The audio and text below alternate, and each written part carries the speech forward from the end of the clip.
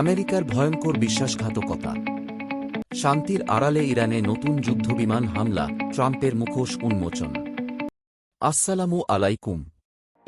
আজ বিশ্ববাসী দেখল ইতিহাসের সবচাইতে বড় আর জঘন্যতম কূটনৈতিক বিশ্বাসঘাতকতা।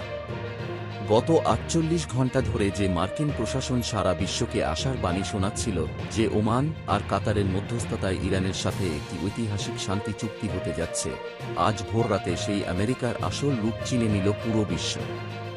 আন্তর্জাতিক সংবাদ সংস্থা রয়টার্স আজ এক রুদ্ধশ্বাস লাইভ আপডেটে জানিয়েছে, শান্তি আলোচনার মাঝেই মার্কিন যুদ্ধবিমানগুলো আজ ইরানের অভ্যন্তরে এক নজিরবিহীন ও ভয়াবহ বিমান হামলা চালিয়েছে। আমেরিকার মুখের কথা আর হাতের বোমার মধ্যে যে আকাশ পাতাল তফাত, তা আজ প্রমাণিত।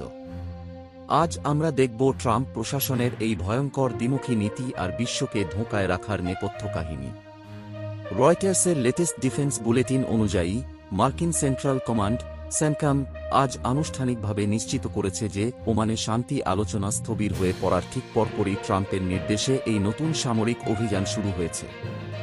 মার্কিন দূরপাল্লার বোমারু বিমান এবং পারস্য উপসাগরে থাকা যুদ্ধজাহাজ থেকে ইরানের উপকূলীয় সামরিক ঘাঁটি ও রাডার স্টেশনগুলো লক্ষ্য করে একের পর এক মিসাইল ছোড়া হয়েছে।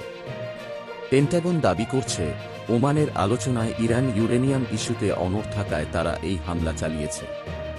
কিন্তু প্রশ্ন হল, আলোচনা টেবিলে বসার নাটক করে পেছন থেকে এই আকস্মিক হামলা চালানো কি আন্তর্জাতিক আইনের প্রকাশ্য লঙ্ঘন নয়? এই ঘটনাটি প্রমাণ করে যে ডোনাল্ড ট্রাম্প এবং তার পররাষ্ট্রমন্ত্রী মার্কো রুবিওরা বিশ্ববাসীকে এতদিন এক বিশাল ধোঁকার মধ্যে রেখেছিলেন। ২৪ মে রুবিও যখন টিভিতে এসে বলছিলেন, আলোচনায় উল্লেখযোগ্য অগ্রগতি হয়েছে, তখন আসলে পর্দার আড়ালে পেন্টাগন এই হামলার নীল নকশা তৈরি করছিল। আমেরিকার এই কপটতা আজ নতুন নয়। ইরাক থেকে শুরু করে লিবিয়া, ইতিহাস সাক্ষী, আমেরিকা যখনই শান্তির কথা বলে, তখনই তারা বড় কোনো যুদ্ধের প্রস্তুতি নেয়।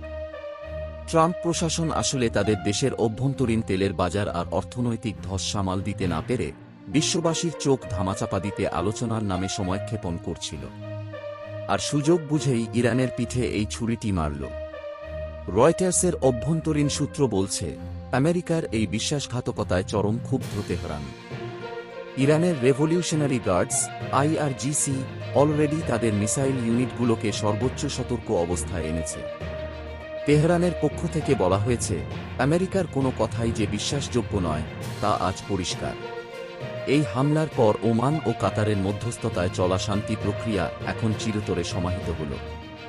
হরমোজ প্রণালীতে এখন দুই পক্ষের রণতরীগুলো মুখোমুখি অবস্থানে রয়েছে এবং যে কোনো মুহূর্তে এটি একটি পূর্ণাঙ্গ পরমাণু মহাযুদ্ধে রূপ নিতে পারে।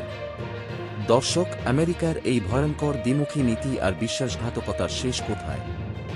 যে পরাশক্তি আলোচনার টেবিলে বসে অন্য হাতে মিসাইলের বোতাম চেপে রাখে, তাদের কি কোনোদিন বিশ্বাস করা যায়?